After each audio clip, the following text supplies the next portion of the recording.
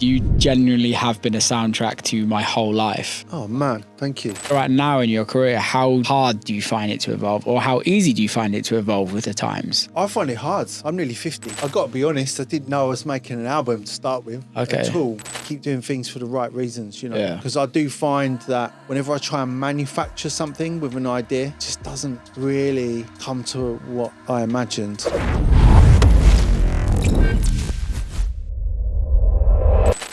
Second time round, baby. I know, it's mad, right? Thank you for asking me back. No, man, I was talking to your PR lady a while ago. Big up the PR ladies. Yeah. Ladies. Yeah, love that. And she mentioned that you were on album plans, and I was like, get me involved. I want in when it's like come into it. So when we're recording this, the album's not out, but maybe when it comes out, the album's out. Maybe. Well, the album will be announced. The album's not announced on recording this, but the album will be announced by the end of Jan, all being well. So this probably won't come out until Feb. There you go. Right. It's out in the open. Out in the open. Why the title? A Break in the Clouds. Well, it does what it says on the tin, really. I felt like I needed it musically. I feel like the world's a bit like that right now. Yeah. When you do a project like this, I mean, you always kind of got to write music for yourself anyway, really, first and foremost. Or at least musical ideas, they've got to mean something or come from somewhere. Even if it's just surface level, I heard a banger in the club and I've come back and I've got to make a banger for the club. Or if it's got a lot more depth to it than that, you got to just make the music, you know, and that's kind of how I feel. And yeah, for me, it reflects being, wouldn't say I've been at all lost in the last few years, but I think the industry and out there has been a bit lost. I think there's some good things going on and there's some people having it away, which is lovely to see. And I'm always supportive of that kind of stuff. But I think there's a lot of people that have been established for a long time, not just myself, but other people at varying levels, if you want to look at it like that, that haven't been having such a fun time, shall we say, because, you know, the ecosystem that we're used to is not quite the same as it used to be. And she moves on, and we know this, but actually there were some fundamental basic things that drew us into this. And even some of that isn't the same anymore. So I'm not down on anything. It's a reflective thing. The title just reflects a break in the clouds from just the grind I felt. I haven't felt much of a grind my whole career so far, but the last couple of years it's felt like, okay, it's a bit of a grind, I think, at the moment. So, you know, so maybe that's what it means. Nothing particularly terrible's happened for me to think, break in the clouds, whatever. Yeah. But it just felt like it was that kind of thing. And also the album, maybe we'll get onto it. I'm being a lot more free with what I'm doing musically. How does that grind feel to you? Because I know, like, what grind feels to me might be different to you. Well, first and foremost, it can be a healthy thing. It depends how you take it and what you do with that. But you know, it isn't all like flowers and rainbows. The music game. There's a perception of it. It's quite widely known now. We've all got a perception through social media of what this game is like, and maybe other types of industries as well.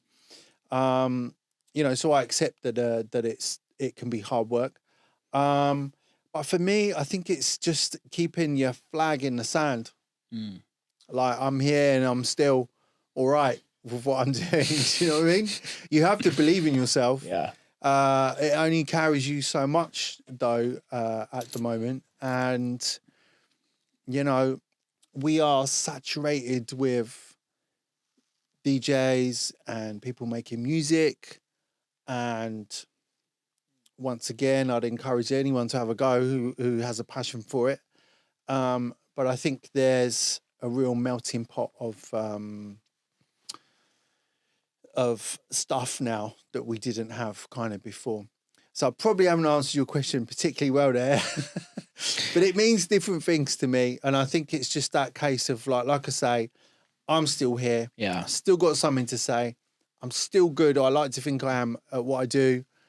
But there's a lot of noise out there. There's a lot of noise out there, like way more than we've had ever before. How do you blank the noise out? Because I think there's still a level as an artist, you have to really focus on yourself, right? Otherwise there's too many influences from like external influences, which can just completely muddy the waters, right? Massively, yeah. How do you stay focused on that? And especially where I think both you and I are at in our careers, right? You've done the Shadow Child thing since 2012. Obviously you had a career before that with Dave Spoon, but like I signed to Dirty Bird in 2014. So you signed to Dirty Bird in 2012. We've had similar careers on the trajectories. Come from the same era. Same, yeah. Sure. Like I know there's certain ways how I deal with it, but like how are you dealing with okay, I'm Shadow Child and I just need to focus on Shadow Child? There's the old cliche thing of I always believe the cream rises. Yeah. And that's it. And I'm not knocking anyone else at all, because there's a lot of people doing some fun things and there's a crowd for it, and that's all good. But I think some of us that have been maybe more established for a while, maybe, you know, there's a bit more of something else going on as well. But it gets, pardon the pun, overshadowed by like I was just saying, the way the kind of playing field is currently. And it's just different, that's all. It's just different. It's not bad. It's just different. And, you know,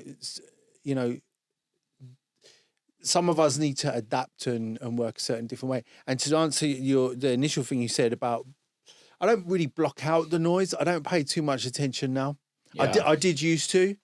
But, you know, the album that's coming is kind of me blocking it out and just having fun, reflecting on my roots, where I've come from musically. People know I like to kind of genre hop a little bit anyway. That's definitely happening here. And I'm writing an album I probably could have done 10, 15 years ago, if I'm really honest with you. But I was in a different space then. I was purely in the DJ space, making club tunes, on the merry-go-round of touring and squeezing in studio time, and sometimes not being very good at all of that stuff too. I hold my hands up to that, but that's where I was. And I find in the last couple of years that this is the time for that. So it's not blocking the noise out because it's particularly bad. It's just different. And now it's time for me to do something different. Yeah, I think it's really interesting because did you ever see it with the Dave Spoon project going into the Shadow Child? It was over a period of time. And I seem to be having a lot of conversations with people that have been in it a long time, like longer than I have been. And they say like every 10 years it changes. And if you don't change with that, then you get left behind. And a lot of our peers are left behind, especially coming out of COVID. Like there's a lot of our peers that are just still no longer in the game or hanging on by a thread. Yeah. And it's down to us to evolve. It's down to us to change with the times. Now is completely different to how it was 5 years ago, completely different to how it was 10 years ago, completely different to how it was 20 years ago. I'm not saying it's better or worse, it's just very different. To evolve, where you're at now in your career, how hard do you find it to evolve, or how easy do you find it to evolve with the times? I find it hard. I'm nearly 50. Do you know what? It's not the music making. It's not the buzz for the music. It's not any of the creative stuff really. It's the world that it has to sit in has changed, and it like you just said, it's going to change. It's about how you adapt to that, and how, you know, a lot of people, myself included, over the years have sat back and gone, oh, what's going on now? This is not what it was all about for me. And it wasn't. And it's a lot of aspects still feel a little bit like that to me today. But I've got to use that to energize myself for what I am doing and what I am about, and not treat it as such a negative thing. Yeah. And like I say, I have done in the past. I can't lie about that. And lots of people do feel like that. But this is just where we are. You know, we would never have had the birth of this thing in the 80s without that change then. Do you know what I'm saying? Totally. And like that's just life. And there's no God-given right to any of us, whatever your profile's been, whatever you've done, how established you are, what your circles are, that we just deserve to stay put where we are, you know. So you gotta accept it and work with it, but try and use it to energize yourself, you know, and push towards whatever the next thing is for you. And, you know, if it means you sit out for a minute, then you've got to sit out for a minute and dream it up again, you know. And maybe not creatively dream it up, but dream up how you're going to present it. Do this. Yeah. Because if this was how it was maybe, look, we can say now kids that are 16 years old and are discovering, maybe not the music, they discover the music maybe a bit earlier than that, but so the social part of it and being part of the culture and everything, they're used to how things are. That's how they've connected with it. So we can't say this, but I think the drive for me is always just being a studio nerd and wanting to make those sounds that I hear in those records. Yeah. Number one. Otherwise, I'm not sat here talking to you today. Yeah. And that's not changed. If it was purely about, you know, let's say 80% of the job is how you conduct yourself online, what you're doing, how things are perceived to be, blah, blah, blah. It's not really that interesting to me, I've got to be honest. Yeah. I probably would still be making music and making all the noises that I make in my studio, but I probably would be doing it, you know, in my bedroom still. Yeah. You know? Yeah. It's really interesting. I went for dinner with a mate last night, singer, songwriter, really talented person. And she went back to the university that she went to. And she even saw the difference between like the finishing years and the new kids. And she was like, the older kids were like trying to be your Adeles, trying to singer songwriter vibes, bands, trying to be that. And then she saw the new kids come through and she's like, they're coming into university with like 10,000 followers, making music that works for that platform. Like you can see how quickly they can have success. Whereas these kids at the top are just trying to do band, like pub gigs and trying to get big that way and think that they're going to be the next Lewis Capaldi, but not paying attention to anything else. And I think that's kind of where a lot of our industry's gone as well, is like there was a period where it just switched. Oh, yeah. And everyone just started scrambling and going, what the do we do? Because we're in a really reactive industry, no matter how you look at it. You know, like most of the industry, that's just how it's always worked since we had the Beatles. It's the same thing. Yeah. You know, it's not really, again, nothing we can suddenly complain about now. But yeah, you're right. It's, you know, for me, I didn't even want to be like a guy doing anything like this. I wanted to make records. The records were the character, the thing, whatever. Yeah. And it ended up this way, and I'm grateful for that, and I enjoy it. But I could never have planned to do all of that kind of stuff. I just had to fall into it and do whatever. I couldn't. I think now you've got to kind of set yourself up to kind of be a personality immediately. Yeah. But before the music. You know, and for me, the way I absorb this music, and in fact all music, because it's not just about this for me. Since I was a kid, you know, it's all about a feeling and a connection with something that's sonic. Do you know what I mean? It's not. Yeah. So that's the sort of the divide. But you know, hats off to emerging artists and students at that university or wherever that are already playing the game, because that's a huge part of it. And if they get a great music, Yeah. and an image around it, then that's great. Good for them. That's kind of what you got to do. But for me, it was make some tunes and get DJs to play them. Simple as that. And then the bookings would come. And even eventually when I did make it, Dave Spoon was 2004. I didn't even want to be a DJ. So crazy. I didn't want to do that, and I could make money from Records. vinyl sales, Yeah. and yes, of course, running around DJing, you're going to make a lot more money, but I didn't really do it for the money. If you are looking to get into the music industry, whether that's as a producer, DJ, songwriter, or you just want to learn more about the craft, Point Blank Music School is the place to do it. They've got courses both online and in person, covering everything you need to know to level up your skills. They've even just launched a brand new 2 and 4 year degree program in music production and audio engineering at the LA campus. And for you lucky listeners of this podcast, you can get 20% off selected courses when you use the code word WillClarke20 at checkout. Hit the link in the description and use the code word WillClarke20 at checkout. Point Blank Music School. Power up your music career, people. I wanted DJs to play my music. Yeah.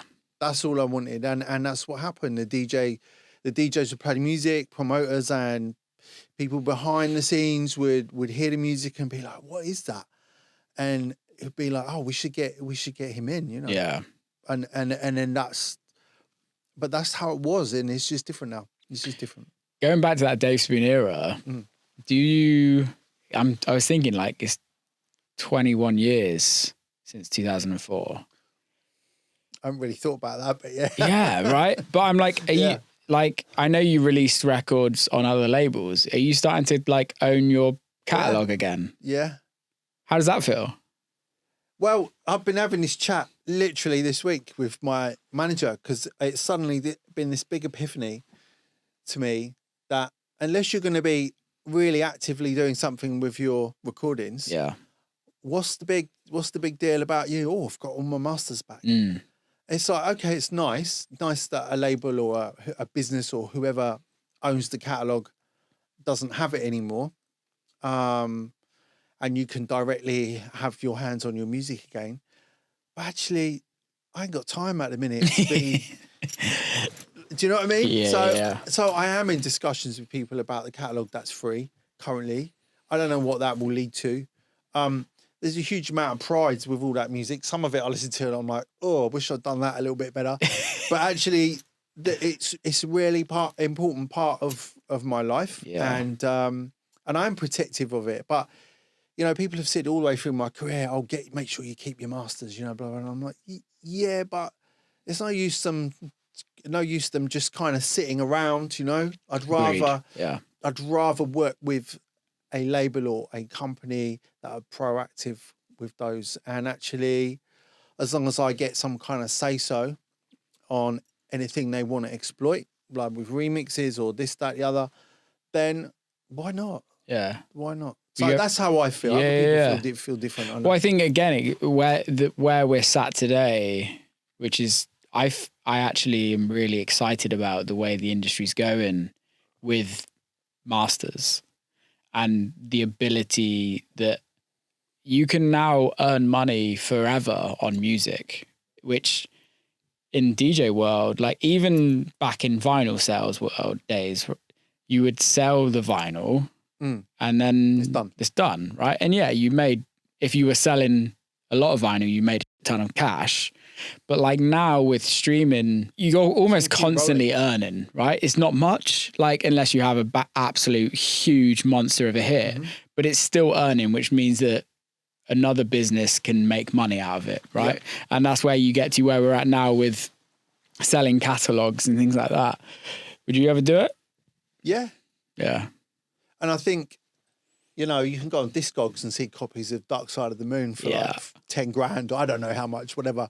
They're not getting that money. They're not getting anything, no. The record got sold and they got their 50p or whatever back in the day, 10 shillings, whatever. I don't even know what they earned per copy. But that was done. No one's, but yeah, you're right. And there is that plus to it because we're all quick to be about streaming don't pay enough, and it doesn't pay enough, and it's and it needs to be addressed somehow. But I believe something's coming. I don't know how much of an improvement it will end up being, but it's not sustainable for anyone. That's the thing. In fact, you know, we all see these things out there to do with this, and various artists and influential people, big and small, talking about these things all the time. But it really is about what you do with yourself as an entity, as a whole. Agreed. And we have to appreciate that it isn't solely just on that. You can't just, and it's been like that for a minute now. We can't still be, you know, I think some kind of change will come, like I was just saying, but, you know, it's about what you're doing alongside it as well. Yeah. And if you're savvy enough, which sometimes I'm not, and I hold my hand up to that, because I come from maybe a slightly different era, but yeah, that's kind of how I feel about it. It's like one thing complaining about it, but like, what are you gonna do about it? And also, what can you do about it? Yeah, right? And also, yeah, exactly, because you're trying to deal with something that's kind of a little bit out of your control. Yeah. But then rewinding back to the chat about the masters, it depends how you're set up. If you've got a great team around you as an artist with management and you know, various other roles that can be part of your setup now, then having your masters could be amazing. Yeah. And have them working on it and be across it, and of course it can be a little bit better for you. But you know, I've got a great team around me. It's just not all about that at this minute in time. And you know, yeah, it's we also live in a day and age now where like you had hits back in the day, like big hits. And we saw it with that Exceeder record, right? Yeah. Where like that, any one of your records, it could happen that these records that we all love nostalgia, right? Listen to what's coming out nowadays. It's all nostalgic music from the 90s, from the early noughties. Somebody's going to pick something up one day and it has the ability to go, right? Well, you could have a number one literally next week nowadays, which you could, that never happened. No. Well, the last John Lewis ad, as everyone saw, was the Alison Limerick. Yeah. And you know that, I mean, it's, you know, we don't need to talk about the commercial, but it's like, it was a kind of a stroke of genius, that, and in lots of different ways. But again, it's going to be someone that is, you know, putting those things together again, that comes from a time where that's the music that means something to them, you know? Yeah. So yeah, you know, you don't know what's going to kind of happen. It's all swings and roundabouts the whole time anyway. You know, you got to kind of live within what the kind of projects that you want to do, things you want to achieve now. Try and protect yourself for the future a little bit, obviously, if you can, but ultimately just keep on being creative and, you know, keep doing things for the right reasons, you know, because I do find that whenever I try and manufacture something with an idea or whatever, it just doesn't really come to what I imagined. Yeah. Sometimes comes to something good. For lots of people, it kind of works. That's why I'm not very good with writing sessions, which happen a lot in this game, where you're the kind of dance producer artist that goes into a pop writing session. And those cats are amazing. These are like classically trained musicians and songwriters. And I'm a bit like, I've got some beats for you if you want. You know what I mean? It's like, oh. I think you kind of need to know where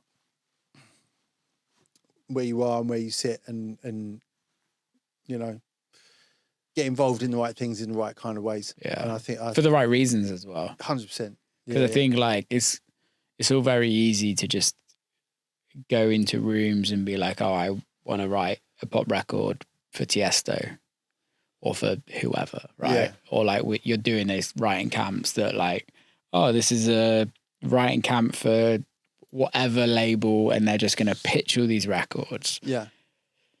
I think nowadays, like 90% of those records just get left on a fucking hard drive. 100%. 100%. And I know one of the most amazing writers, songwriters, and vocalists, I won't say who, because she's just totally backed out of doing those now and is concentrating on herself from being an artist, because she's given so much away, and it just sits on Hard drives. We're kind of like going over there a bit, but it's relevant to me because it's important, because this is about not just the now stuff. This is about protecting yourself and doing stuff for the kind of future to help you ticking over, because we all gotta exist and give ourselves the freedom to be creative for our own too. So like these things are important. I mean, while we're on that, I'm just establishing myself, at least I hope I am, as a kind of a additional production finisher kind of guy, you know, and that is the most comfortable space for me, where people, you know, it's after those writing camps, the record will come to you. Think we've got one here, needs to kind of go there, have a bit of production and be a bit more vibey. Maybe the drums need redoing, a little bit of arrangement. That's it. That's kind of where, you know, T. Williams said it to me recently, because he does a lot as well. And he's like, he says, I just tell people now, I'm kind of the vibe guy. I'm not good. I'm not a jazzer. I'm not going to come in. No, I work with some amazing musicians in those. I'm sure you have too in those sessions. And I love all those people, but I feel a bit like, this is me. Rabbit in headlights. Yeah, this is me at the end. I'm like, give it to me. Like, I work with you now, but this is more like, give it to me at the end and let me. But I think that's kind of where we came from, right? Is like, how did it start for us? Is like sampling records that were already done. Yeah, well, I was trying to remake records that were already done. That's how I learned. I would listen to things on rave tapes when I was 14, and like go into my school. We had a sampler and various other bits of kit. It was very lucky in the early 90s there. And I would just sample bits of these tapes and try and remake, you know, loop things up, loop the samples, the drums, the I didn't know where to get breaks from or anything back then. You used to just totally wing it. All my music used to have like tape hits in the background, because I was people put that in now. Yeah, no, people no, put that in. the lo-fi thing a few years ago. Yeah, that's true. Anyway, that's totally where I come from too. Is just kind of reimagining to learn. You have to kind of do a bit of that. And anyone that is learning, I would say totally do that. Find out where some of those sounds come from. I mean, we've got AI stem splitters now too to mess around with. There's a whole world of new ways to do stuff. You know, just do it and just mess about and see. Have fun. Yeah. Have fun. It has to come from there. So, I know this is your debut. Yeah, album. It's a bit weird, isn't it? Yeah, it is. But I was going back on your catalogue. 2017, you brought out kind of a longer EP called Reconnected.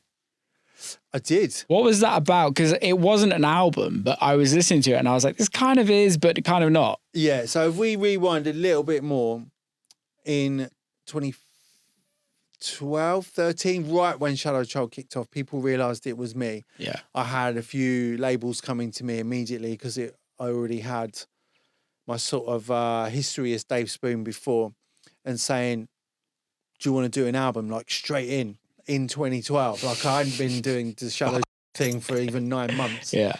And I was kind of like, no, I don't actually. I want to have fun with this still. And I know when the time will come to do an album. This feels like a DJ thing, feels like a club thing. I don't really feel like I want to put a load of 4/4 tunes and on a long format thing and call it an artist album. It's just not what it is. So we did one called Collected first, which literally was best of Shadow Child. About a year and a half in, like, what are we doing? 4 records. Well, no, this was is there the a thing. bunch? There was so much. Yeah. In the first, probably 2 years in, to be fair.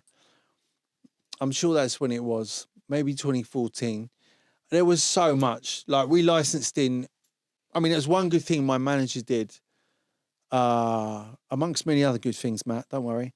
It was that when I did a remix or we signed a record somewhere else that I didn't own, we got one free license back. To do something with it down the line, you know, or to.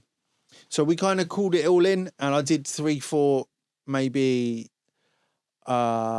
new original tracks that people hadn't heard before, put those in there, and that was Collected, which the company we worked with at the time really wanted me to do. It was more their idea than mine, and yeah, it was cool, and I'm sort of proud of it. It was probably a bit early to do something like that, but and then Connected came around, which was me working with other people. Yeah. So collaborations, remixes and stuff kind of again. You know, sometimes it's good when you're putting together a little run of tour dates and stuff to kind of hang it on something. Yeah. You know, we kind of got into that in DJ world by then as well. Because before it was kind of live acts would do that. Even electronic live acts, it was like, oh, album. The band. A year of touring. And then it kind of seeped into DJs a bit where like you couldn't just go and be on a lineup because you're a great DJ or you've put out some great music recently. Don't get me wrong, did loads of that. But this was a time when it was just like, oh, we got to have a concept here. Has to be maybe marketed. It's an album or maybe it's so that's where those things kind of came from. And Reconnected was kind of the reworks and remixes. So you are right. They were kind of album format, but they weren't artist albums at all. And what I'm doing now with Breaking the Clouds is a true kind of artist album. I was listening to the bits that you sent me over this morning, and it was like nostalgic in the best way possible, but also like not bait. Oh, I'm glad you said that. Thank you. At all. Like it was like, it wasn't highbrow, but it wasn't lowbrow. It was just exactly what I wanted.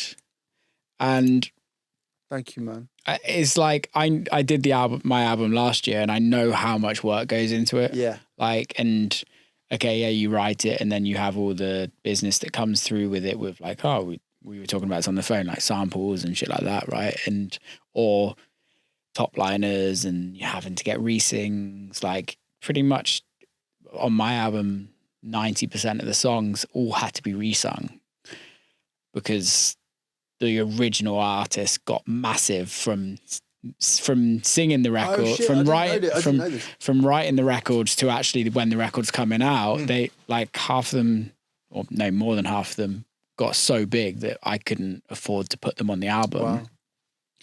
Wow. So like you have all this like industry shit that happens, but I know deep down inside how much time and effort and feelings that go into writing an album. Yeah.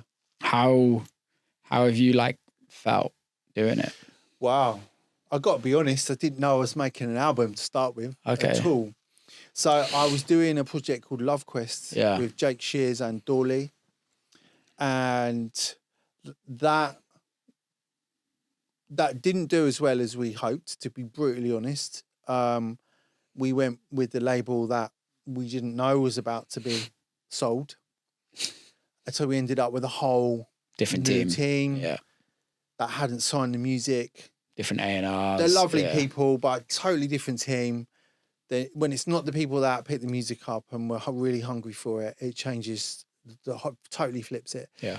So I had that going on. That turned out to be a bit more pop sounding than I really wanted it to be initially. I wanted it to be, look, most things I do, it's got the throwback element to it. Yeah. I've never shied away from it. It's what I love. I enjoy doing that. I enjoy putting familiarity into records for people. That's just what I do. And that's kind of what that project was too. So I had that going on and it was getting slowly more and more poppy. Jake was reforming Scissor Sisters as well in the background. And I'm so pleased for him that he's done that, because I think that was the dream one day to be able to do that. And they had an amazing year in 25, you know, with that. But I just didn't do as well as we hoped this project. And alongside doing that, I was kind of addressing the coolness balance or trying, by making jungle, because I come from rave and jungle, right? So I'm like, and that comes from my studio room being, I was in a temporary studio room. In fact, I'm still in there, and there's a reason for that now, because I got used to it basically.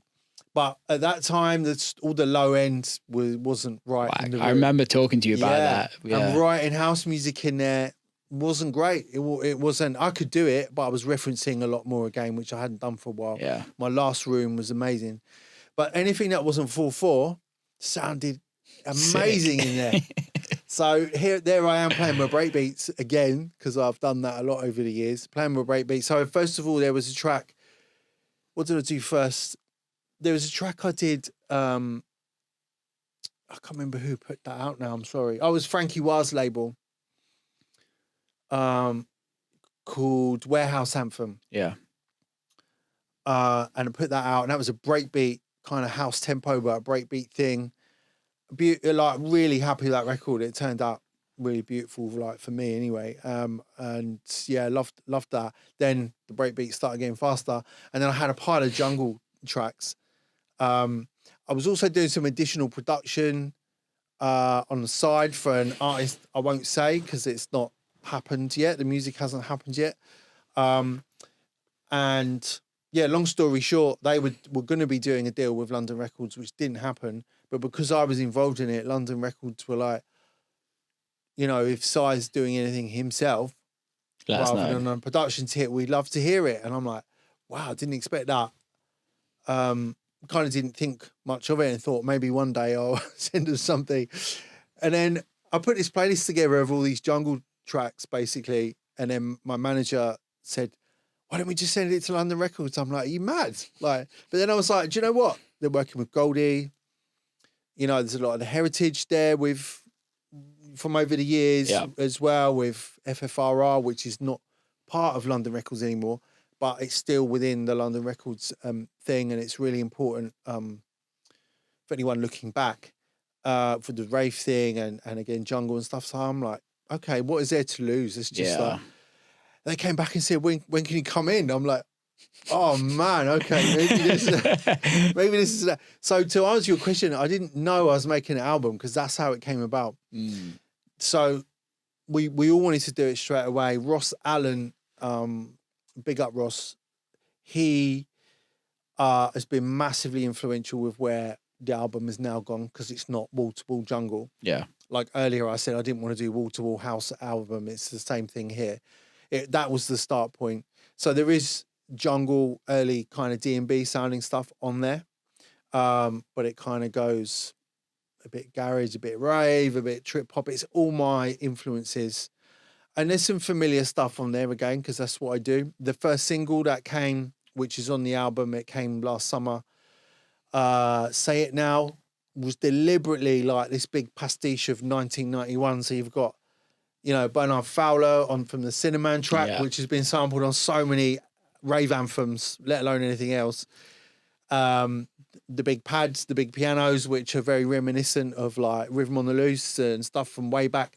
It was all a deliberate move to try and set the scene. And it was 91 was really, I mean, I liked electronic music before that when I was quite young, but that was the real, when it got me. I was 14, 91. That's when it grabbed me, you know. So this is kind of my journey from then through till before I started Spoon, I suppose. How does it feel signing to a record label that was probably your childhood? I love it. Or it's teenagehood. The perfect place for it. Yeah. And it sounds like I'm really sucking up, but we've got the best team for this. And that's really important too. And I, again, not knocking anyone at the label before with Love Quest, but I don't think it was their thing and it wasn't really the right team for the project. That made me really aware of how lucky I am with signing to London Records with the team there and working with someone like Ross Allen. If you don't know Ross, people go check him out and his radio shows. It's mind-bending in the best way. And to have Ross's influence over some of this and his ideas from everything from like, those two tracks should be one. And I'm like, what? And then actually it's like, wow, I never would have ever, to like, we should try this vocalist or we should sample this. We should, you know, also with London Records, they're not like, don't sample anything. We don't want to, they're like, just go do your shit and we'll work with it. That's great to be able to have the freedom of that is as artists, especially nowadays where I know sampling's becoming back and becoming easier and all of that. But like to have a label that just go do what you want to do. Yeah. How do you find the A&R process of, because when I did my album, I A&R'd it myself. Like I didn't have a label. It was like I wrote the album, then found a label. So I didn't really ever have, and I was really strict with that. It's like when I signed it to a label, I was like, guys, this is the track list. You either take it or you don't, right? Like, because for me, it was like I had to do this for me at that time in my life. How have you found it having somebody else go, try this, try that? What about this? What about that? Do you know what I've learned? Because I've had a lot of that in my life and professionally, and it's hard at times. And I'm like, you don't get it. Like, I'm not going to be doing that. I don't want to do this. It's funny. I had a little scan through the podcast we did 5 years ago, and I was talking about a deal that I'd done Universal, and I must have sounded like a right and on about it, but like, you know, they didn't really get me or what I was about. They just wanted to sign me and then grab my big records into the deal. Yeah, and that's what I didn't like about it. And they were sending me stuff that I just hated, and like vocals on top of my tracks, basically. And this is true traditional A&R that's happening now. Because to be honest with you, although I've been around for a minute now, I've not had that true A&R person in my life professionally where I'm getting what I've got from Ross in particular. And it's about how he communicates, what he's obviously bringing to the table. He's not forcing me to do anything. There's suggestions. He's just dropping in little things. Try this. I either pick them up or I don't. It's like that, and that's how it needs to work. I think he understood me straight away. And you know, London are a big label. They're part of Because Music, a huge organisation with incredible artists all over the place, and they know what they're doing. Yeah, they know what they're doing, and they give artists a sense of freedom, and that's really important. And my experiences of signing to big labels before, and I'm very grateful for it all. It wasn't bad, but it wasn't this. This is what I've been kind of waiting to sort of happen. So it's really funny, out of a situation that I didn't know was going to be this. I wasn't trying to do this. I've ended up falling into it here. And you know what? You know, the record's not out yet, and people might love it or hate it or be not sure, whatever. But just whatever you do, go check it out. It's like, I already feel very satisfied with the process getting to now. So it is a bit therapeutic. It's because it's me. It is very throwback in places. But it's me kind of pushing my comfort zone a little bit. And by that, what I mean is actually putting these kind of tunes out into the world as me. Because a few people have said, what are you doing this as Shadow Child? And I'm like, because I'm been doing bits and pieces as other names, aliases over the years too. And I'm like, yeah, why wouldn't I do it? Why wouldn't I do that now? Before, when I swapped from Spoon to Shadow Child, had to be the name change. I couldn't have re-established Spoon in the way, you know, I couldn't have taken it where it's gone. Well, it goes back to initially what we were talking about right at the beginning of like reinventing, right? And I think you're right. Like, if you listen to what you were putting out as Spoon and then String Thing and Rustic Chip, like, dude, I was listening to Rustic Chip the other day and I was like, this is so fucking good. Like, String Thing, it's great. And thank you, one of the most iconic Dirty Bird records out there of a period. It was such a period, but I hadn't listened to the B-side since it came out, right? Like, because obviously when A and B sides, still then, like the A side, if it was a big record, it would always overpower the B side. Yeah. And I was listening to it after we got off the phone the other day, and I was like, this brings me back to a period in time that just it gave me so many good memories. Oh, that's great to know, man. But like, again, it's going back to reinventing yourself. When you did that in 2012 from Spoon, you couldn't have put that out as Spoon. People would have been like, what the fuck are you doing? Oh, did you? Yeah, I don't know if we got into this a few years ago, but just very quickly, String Thing, I wanted it to go on Dirty Bird as Dave Spoon. And I sent it to Dirty Bird, and it was when Justin Martin's brother, Christian, was running the label, or co-running the label. And yeah, he's a lovely guy, and we had lots of chats, but it wasn't, he didn't want to go for it. And then Worthy, now Ms. Worthy, wanted to collaborate, and I sent him, now her, the String Thing, basically as people hear it now. Like, I didn't think it was done. And the project wouldn't open because it was an older version of Reason. So nothing happened. And then I heard the entrance song, Eats Everything, and thought, he'll like this tune. I'm just going to put another name on it and see what happens. And he knew it was me, Dan did, but yeah. And then Dirty Bird signed it. So I don't know if there was any hang up about the Dave Spoon name. Of course there was. Probably was. Like, the Dirty Bird back then was the coolest label around. Yeah. Like, it was cool, right? Yeah. It was the pinnacle of exciting electronic music, right? There wasn't really anybody else doing it like that, like them, that were allowing artists to just literally write the weirdest music, right? There wasn't. So of course there was. Like, Barclay is a classic, like, slight bit of commerciality is like, f off. No, I know. Like, I think that's where, because my time with them kind of ran out a bit when I did the remixes of like Aluna George, and Reverse Skydiving, because it big vocals. I remember playing it at Dirty Bird Party in Sankey's in Ibiza, and he was loving it. He was dancing all night, and then I played Reverse Skydiving, and he just stopped.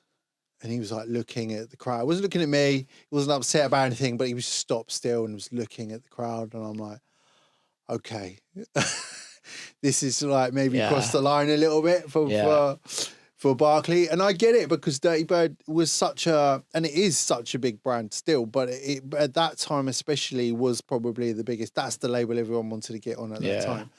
And it had a sound. But I think very quickly around that point in time, for me, I couldn't just play that sound. And there was a lot of wicked music around on Dirty Bird and not. There was a lot of tracks you could tell had been made for Dirty Bird and ended up on other later. Didn't get it in, You can hear it. And I will hold my hands up, the Rusty Chip track, because I thought I was just signing String Thing to Dirty Bird. And then Barclay was like, you're going to do a B-side. I was like, such a Barclay thing. Yeah, I was like, okay. And I just listened to what they were doing. I mean, I knew some of what they were doing. Yeah. And I was like, okay, I'll make a Dirty Bird record. Yeah. And that was obviously at the time when they were accepting tunes that sounded like Dirty Bird records. So, yeah, that tune is me. But if you listen to it and listen to the catalogue around that time, it's like, okay, it's just kind of fitting in there. And I hold my hands up to that. And that's a record I love still, by the way, as well. But yeah, I saw the switch go.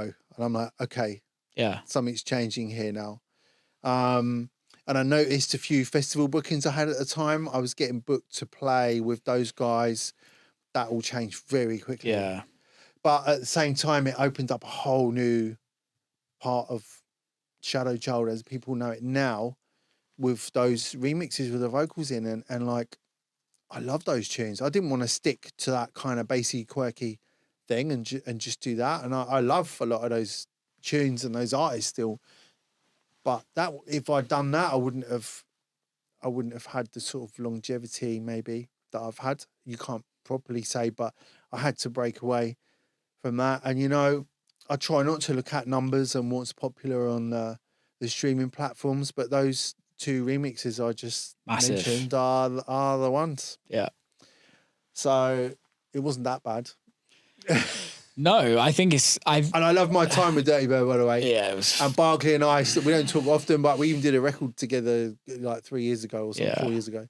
So it's not anything like that. But it was like a realization moment. I saw him have the realization. I saw it. Yeah. I think that's what I actually really like about Barclay, with all of his quirks that has happened over the years. Yeah. I've always had this like real level of respect of what he brings or brought to the industry and still brings. Like I don't talk to him that often, but I was texting him 2 nights ago and we were just chatting and he's like, yeah, I'm trying to get back into it. Like I like the way his mind thinks is like, he's like, I want to just go back and play Europe. And I was like, why? And he was like, I just have a list of clubs that I just want to play and I don't care if I get paid. I just want to go and play. And there's the level of passion that I can't deny. Like, no matter what your thoughts of Dirty Bird are now or the politics that went behind, if you're aware of what happened of the label and all of that, take all that aside, there's an artist that has so much passion for the underground. Yeah, fully. And what I will say is there was a period of time, and maybe he's not part of day-to-day Dirty Bird, or Nothing. maybe at all now. Sold it. Nothing. Yeah, gone. Yeah.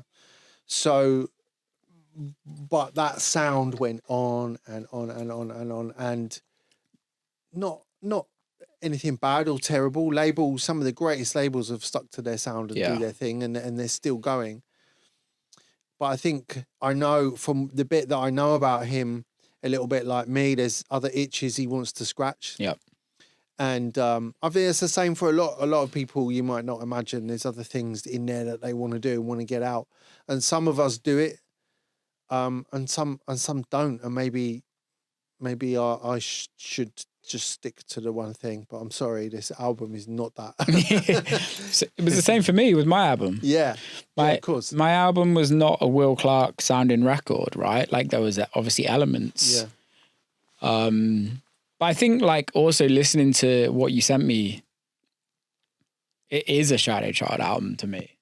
Like it does sound, because I don't know you super well personally, but we've spoke over the years and we've had like a level of a relationship, right? Like you're not my best mate and I don't know you that well in that sense, but I've been a fan of your music. I've listened to your music over the years, played your music, and if somebody played that record, played the record to me and was like, and then told me who made it, I'd be like, it makes complete sense. Okay, that's good.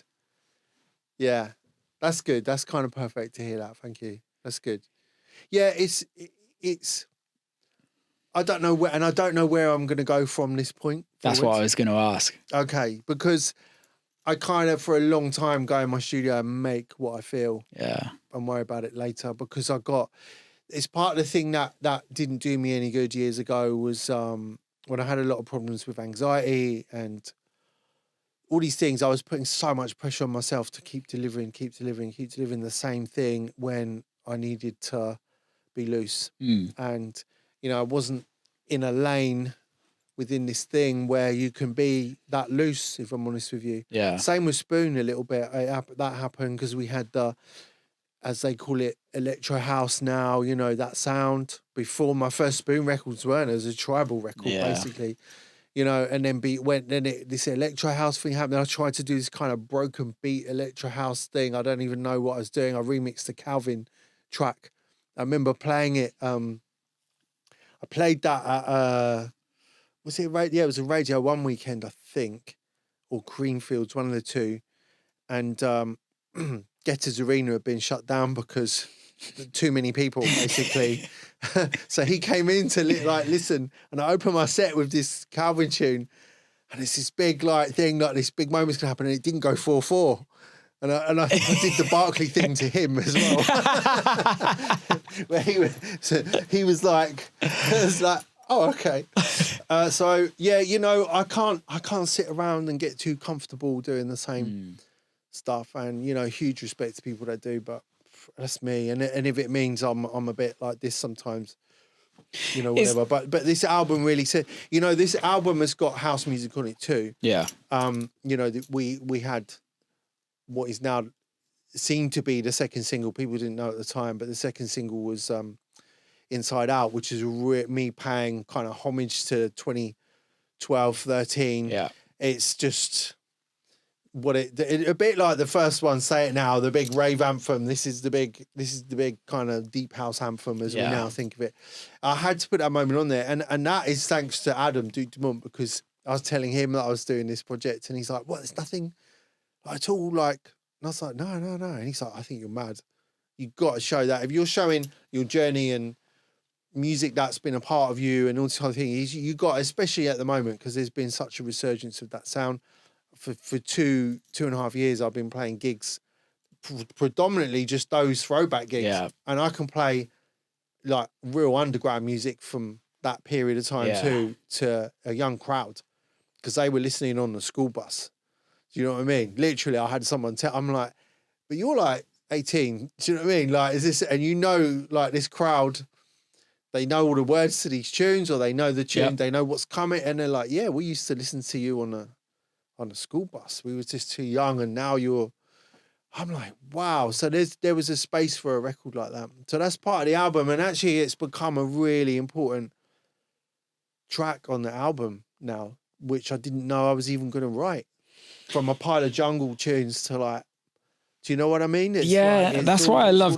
That's why I love Duke, because I think he does exactly that as well. In a sense of like, listen to his last album. It is almost like I hear the influences, right? Did you work on that? Yeah. So like, and I think that's the thing I love about him. He brings people in to work on records. Like, I've worked on records, some of his records previously, and he's just like, he knows what he wants. And he's not trying to prove a point. No. And sometimes it hits, sometimes it doesn't, right? And that's what we're trying. And I think that's the true form of, without sounding like a wanky cunt, like the true form of artistic, cool expression. Is that like, did my album do well? No. Like, realistically, did it do well? Yeah, but look, part of you who's hungry and proud of what you do and believes in yourself, obviously wants it to do well. But actually, you did, like, I've done this album. That's not why I've done it, actually. No. Sometimes you don't realise until it's there. After. I think for me, with my album, the process was never for it to be a success. It was never like that. It wasn't even the conversations with even with my team. Like, I was talking to Ryan, my manager, and I remember in the early days, it was never, this has to be a success. What it was I'm bored of writing club records. Exactly. I've written club records for the last 15 years. And I feel like where I'm at in my career is I need to try something different. I need to give myself time to do something different. And it would be great if we had a hit. Like, it would be great, because then that kind of secures my thoughts that I can just do what the fuck I want. Yeah. Right? We didn't have a hit. I still love the album. I still look back and go, that has to be what it's about. It was the best time. There's not much room in this game for that at the moment, unfortunately. And that's where you can start to up here wobble a bit and feel like, oh man, what's going on? Like, but that project, my project, is going to be here forever. If it doesn't hit the rails immediately, it'll be what it'll be. But I know how much joy people have got already from the first couple of singles. And it's really important that I've connected with people like that. That's why I do this. Yes, I've got to pay the bills too, but I have to be creatively satisfied and be feel like I'm in a safe place in the studio. Do you think it's harder to pay the bills nowadays? Yeah, because I mean, I step back from touring quite a bit. Yeah. I still play gigs and I love DJing still, and you will see me around. But it's not, I don't want it to be the grueling thing that it was. I've got a daughter, and you know, family life as well. And it's really important to me. And I want to be around. And, you know, who knows in the future, but right now for me, this is good. You know, I still play a lot of gigs in Mark Archer as well. Love doing that. And there will be some stuff going on around the album too, you know. Yeah. With the album, interestingly, because it's kind of quite multi-genre, you know, at the time we're recording this, I'm kind of dreaming up how I present it in a DJ set or a live situation. So by the time this goes out, hopefully you would have worked it out. We'll know what that is. No. Look, there's two ways to go. We all know I can go and DJ like I've always done, and I probably will still do that anyway. Is there any space for me to do a live thing? I've always wanted to. If there's a time to do that, it's now. I know you've dabbled with that too. It's a whole other world. And it's incredibly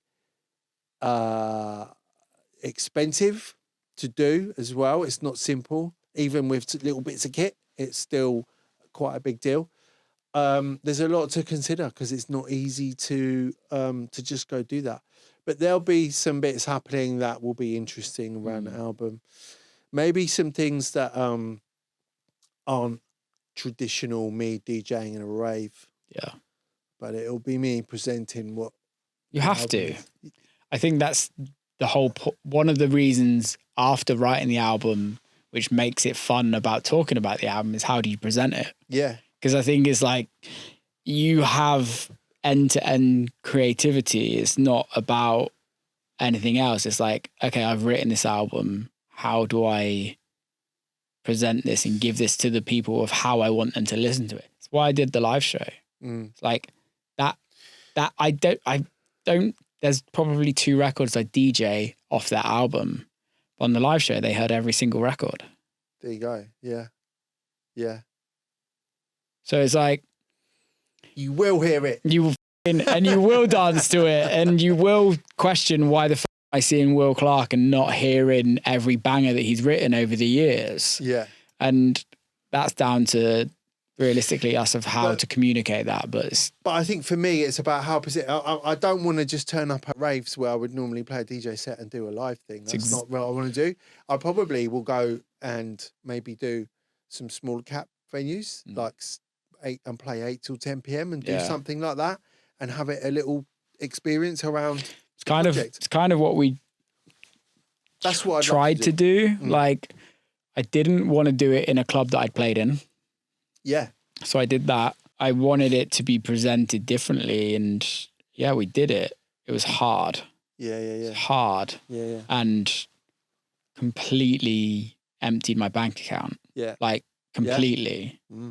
But what an achievement to do that and take your take that out of it. But seriously, I know it's how much work it is and how whatever. But you went and did it. It's the best, man. Yeah, it's the best. I don't regret it. Like I've not done that. I still want to do that. I started this thing out performing my tracks in assembly at school when I was 15, and I've not done that since then. Yeah, because I've just been hooked on DJing, and that kid in me from then wants to do it still. And if hopefully they're I can't say right now, but yeah, there'll be something. I think it's more so for me the difference in it.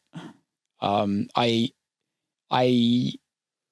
from when I was standing on stage, just off side stage, from when I was going on the first show in LA. Yeah, the difference of how I felt going to do a live show to going to do a DJ gig. I know it's like a brand new thing, so of course I'm going to be nervous, but like my respect for bands, my respect for the Chemical Brothers, my respect for Prodigy, like the people that I've Faithless, who I put on a pedestal and still do, was just like through the roof because and that's it. It's like I realized how different it is. The concept of like I still have to make this room move. And I don't know how they're going to respond because I can't respond how I would as a DJ. Yeah. Right? If the room's feeling empty or a bit dry, like I can pull out a record and I know this is going to work, right? Can't do that in a live show. No, exactly. Yeah, It's like you have to go through the times in the live show. You have to go through the times where they've never heard this record. Yeah, but like, so we're turning this on to Will now. But seriously, what an achievement. Yeah, man. What a massive thing to go do. Yeah. So, yeah, there's the downside bit to it, but like, yeah, you done it, man. Hats off. I think you should do it. Well, I want to do it. Nothing's nailed on as of recording this, but yeah, we're getting close to like one way or the other. If I can give you any advice, and this is for anybody that's starting out in trying to do live, is go as small as you possibly can. And I like that sounds like me trying to say don't do it, but it's going through the like learning process. Like it's the visual aspect too. That's really the big cost, because not all venue, unless you're going to play the biggies constantly with it, it's not easily, the tech isn't just easily just there in every venue. And it's expensive. Yeah, it's expensive. People don't realise like what that's like, But my hope for this album is actually that it might be something people put on when they come back from the rave. That's what it's about, right? Yeah. That's what album is. An album is really a party album. Yeah. It's something other than that. It's like, the dream is for it to be some sort of leftism at some point. Yeah. I'm not saying it is at all. That's up for out for debate when people hear it. But that's the kind of thing I wanted to create. People said, "Is it worth doing an album these days?" But and I've always been a bit like, well, for me, I'm a DJ and I'm making club music. But now I'm here and I've done this. I'm doing this. That's what I hope for it. Some of the collaborations and people we've got on the record, I'm so happy with. Even down to, there's people on the record like Jeremy Della, who's an artist who's famous for tapping into British culture, especially, and obsessed with rave culture and what it means and what it meant and how it ties into so many things. Go watch his documentary. I think it's called Everybody in the Place. Go and watch that, and you'll see. And did he do a book? Yeah. Recent, he's done all sorts of stuff. Yeah. And like to have him on the album, like, it's amazing. Spoken word is amazing. It's a great record and as well. We've got I don't want to spoil it. Go check out the records if it's out. But anyway, there's all of that stuff, and Jimmy Terrell, who's like an incredible artist who we got on board super early because he loved the music. Yeah. And that's why he did it. He doesn't really take much on because he's, he does stuff for Beck, the Stones, Chanel. He's on your TV. You'll see him. You'll see his work in the high street. You'll see, like, for him to just say, yeah, and I love the music and I want to do it because of that. That's like special. So, there's a lot of stuff around this that's not just the music. It's, it's a sort of bringing a lot of elements together. I feel really blessed, Man, I love that. Last question. What piece of advice would you want to put out to the world today? Today, wow. I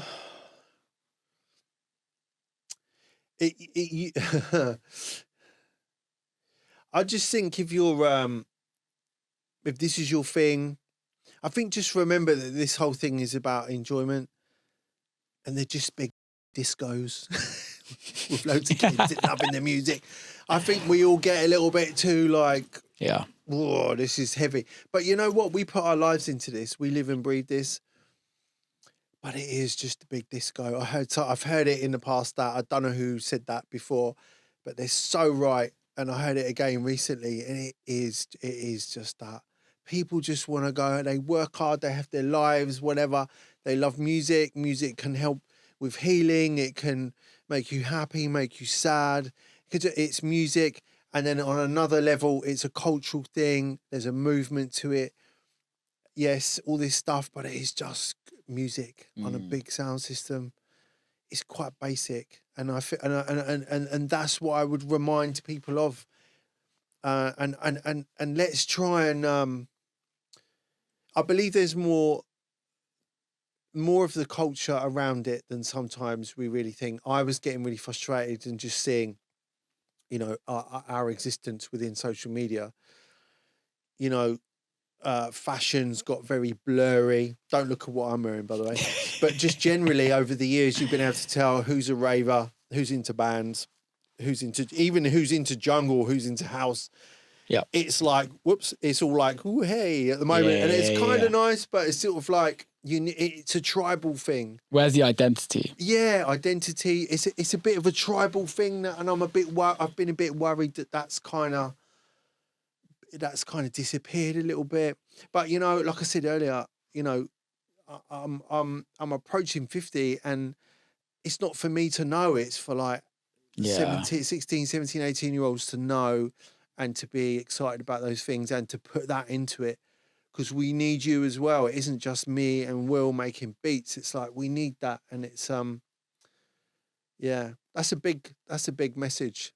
Sorry, but no, man, I love it. And it's so true. It's very basic, but there are some key fundamental parts of what makes this thing work, whether it's on social media or not, who cares, that need to be there and people need to love it for. And it's not just the beats, it's a whole world of stuff. Dude, thank you so much for being on.